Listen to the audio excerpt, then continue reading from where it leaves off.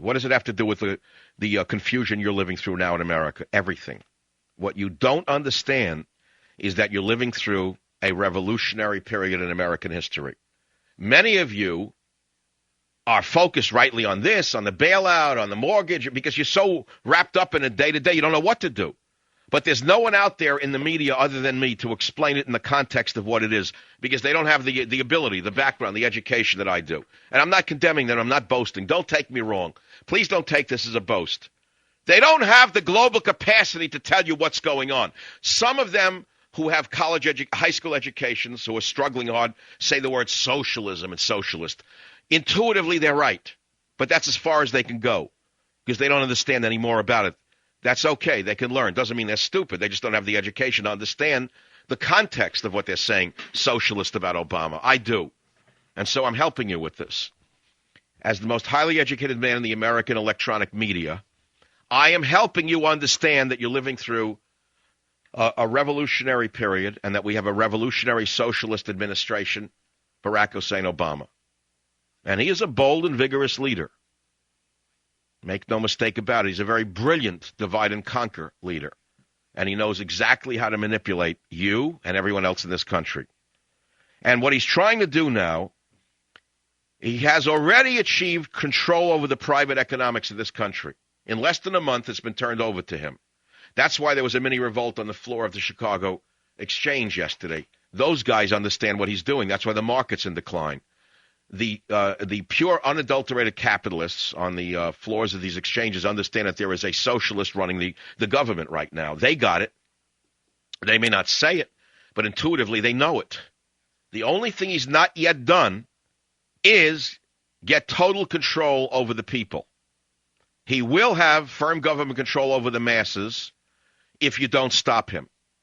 This community organizer from Chicago, Barack Hussein Obama, has achieved total control over the finances of America and almost total control over the industries of America, but he's not yet achieved what Hitler and Mussolini did, which took them 10 years, which is a complete and total control of the masses.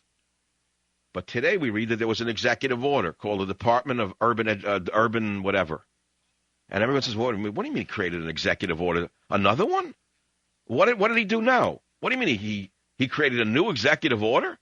Yes, the White House Office of Urban Affairs. And if you go on the White House press release, it's rather innocuous.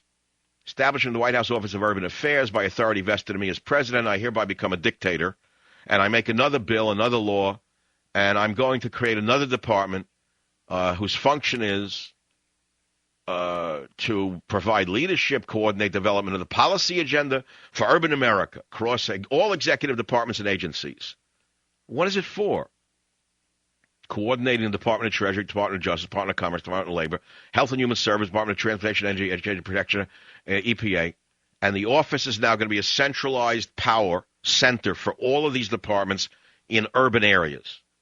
Well, that would mean that he has military powers, police powers, from the federal level in the cities. That's what this really means.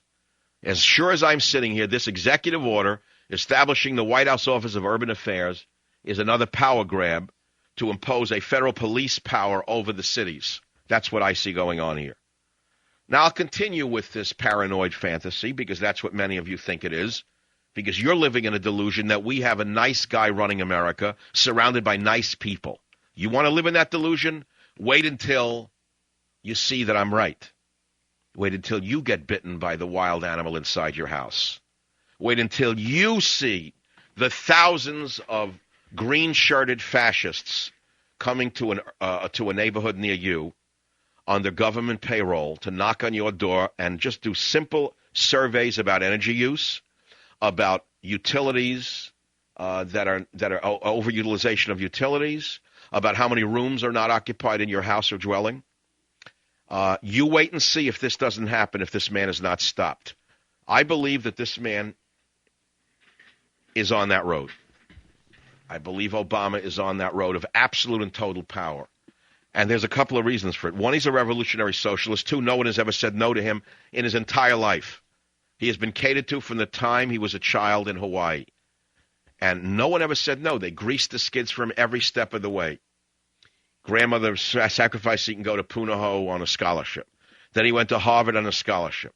Then he was a bright guy, and because of his racial situation, let's be clear, he was advanced rapidly. As a result of all of these things, no one ever said no to him. Now he's a community organizer. Again, his rise was unbelievable, phenomenal. How did his rise occur so fast? Who was behind him? Well, Rezko, remember, that came up. That was killed pretty quickly. There's a lot of money behind him, a lot of power behind him. So now it's beyond his wildest dream. You saw him a month ago when he first got on Air Force One. He looked like, what am I doing here? He couldn't believe it.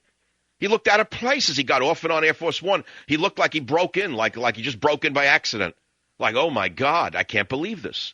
Because in his wildest dreams, he never thought this would happen so fast. So as Lord Acton taught you, power corrupts, and absolute power corrupts absolutely. My friends, if you don't take a stand against this emerging fascist administration, you mark my words, you will lose all of your freedoms in your lifetime faster than you can say Barack Obama. I will be right back. Savage.